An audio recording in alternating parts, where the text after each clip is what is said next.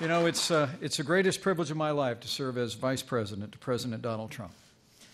He is a man of his word. In nearly 100 days, President Trump has been delivering on the promises that he made to the American people, one after another. He assembled a world-class cabinet. He's been fighting for American jobs every single day, even since Election Day. He's put a renewed emphasis on American energy. He's slashing through a mountain range of red tape emulating out of the last administration. Thanks to his leadership, more than 500,000 jobs have been created in the year 2017. Businesses and consumers today are more confident than they have been in years and, by some measures, in decades. In Justice Neil Gorsuch, President Trump kept his promise to nominate to the Supreme Court a justice in the mold of the late and great Justice Antonin Scalia. He's securing our border, reducing illegal immigration, taking dangerous illegal criminals off of our streets. And we've seen a dramatic reduction in illegal immigration at our borders since the outset of this administration. President Trump has also been putting America first by rebuilding our military, restoring the arsenal of democracy, and signing legislation to give our veterans the care that they deserve. And today, this administration will outline the President's vision for tax reform that will include one of the largest tax cuts for businesses and individuals in American history. In a word, President Donald Trump is in the promise-keeping business. He's already signed 28 bills into law, 30 executive orders, and today the President is delivering on yet another promise to the American people. In just a few moments, President Trump will begin to undo one of the great federal overreaches of recent decades, the abuse of the Antiquities Act by politicians in Washington, D.C., to grab land and power at the American people's expense. So under his leadership, we're going to work with states to restore power to the people who have the best ability to protect our nation's natural, historic, and cultural treasures. And so I say with great gratitude for the energy that he has brought to this task for nearly 100 days, that it is my high honor and distinct privilege to introduce to you the President of the United States of America, President Donald Trump.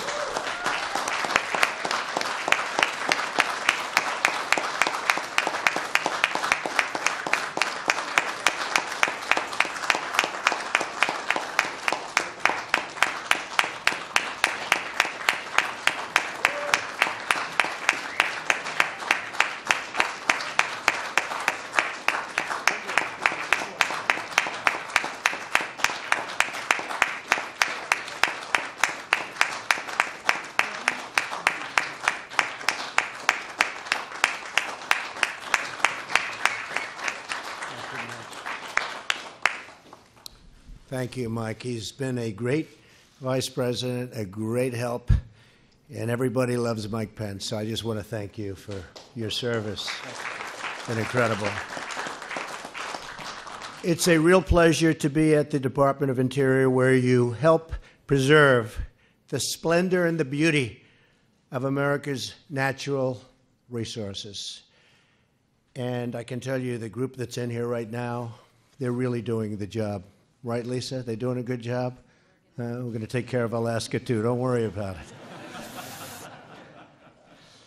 And they protect the ability of the people to access and utilize the land which truly belongs to them and belongs to all of us.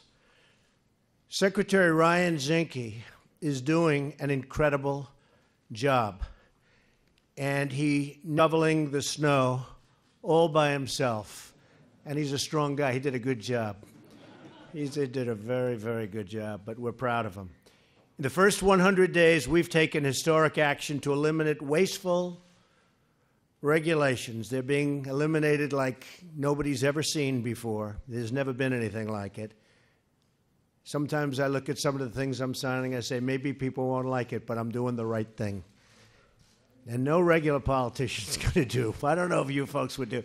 I will tell you, literally, some politicians have said, you're doing the right thing. I don't know if I would have had the courage to do some of these things, but we're doing them because it's the right thing to do, and it's for the good of the nation. We're returning power back to the people. We've eliminated job-destroying regulations on farmers, ranchers, and coal miners, on auto workers, and so many other American workers and businesses. Today, I'm signing a new executive order to end another egregious abuse of federal power. and to give that power back to the states and to the people where it belongs.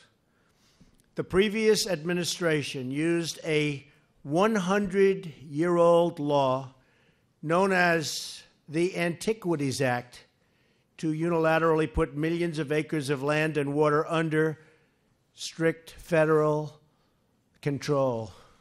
Have you heard about that? Eliminating the ability of the people who actually live in those states to decide how best to use that land.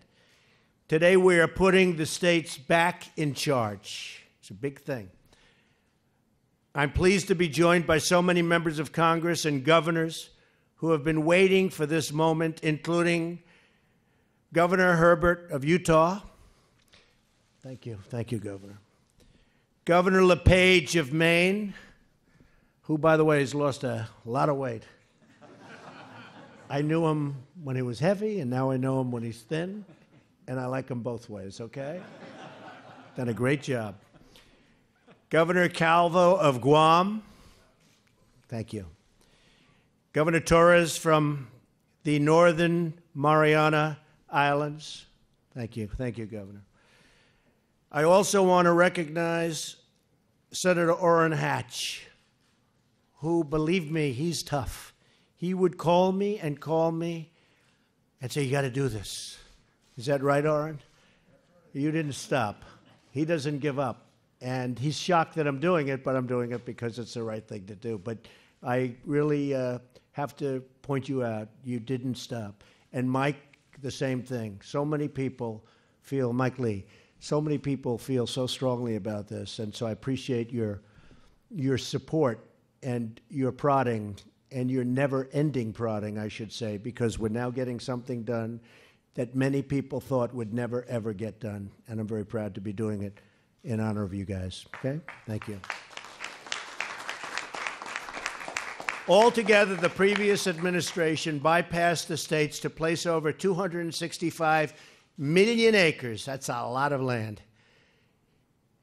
Million acres, think of it. 265 million acres of land and water under federal control through the abuse of the monuments designation. That's larger than the entire state of Texas. In December of last year alone, the federal government asserted this power over 1.35 million acres of land in Utah, known as Bears Ears. I've heard a lot about Bears Ears, and I hear it's beautiful. Over the profound objections of the citizens of Utah. The Antiquities Act does not give the federal government unlimited power to lock up millions of acres of land and water, and it's time we ended this abusive practice. I've spoken with many state and local leaders, a number of them here today, who care very much about preserving our land and who are gravely concerned about this massive federal land grab. And it's gotten worse and worse and worse. And now we're going to free it up, which is what should have happened in the first place. This should never have happened. That's why today I'm signing this order and directing Secretary Zinke to end these abuses and return control to the people of Utah, the people of all of the states, the people of the United States. Every day we are going to continue pushing ahead with our reform agenda to put the American people back in charge of their government and their lives. And again, I want to congratulate the Secretary. I want to congratulate Orrin and Mike and all of the people that worked so hard on bringing it to this point.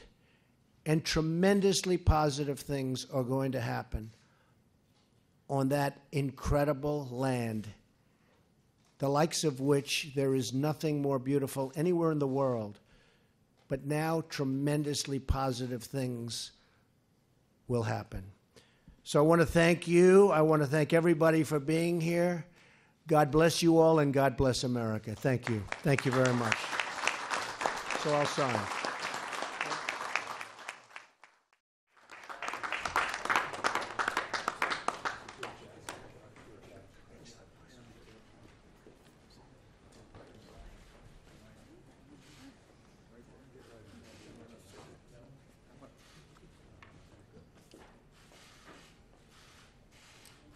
big one.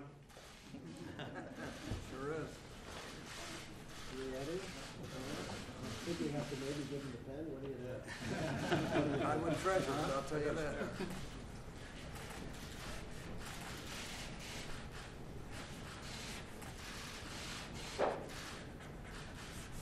That's a great thing.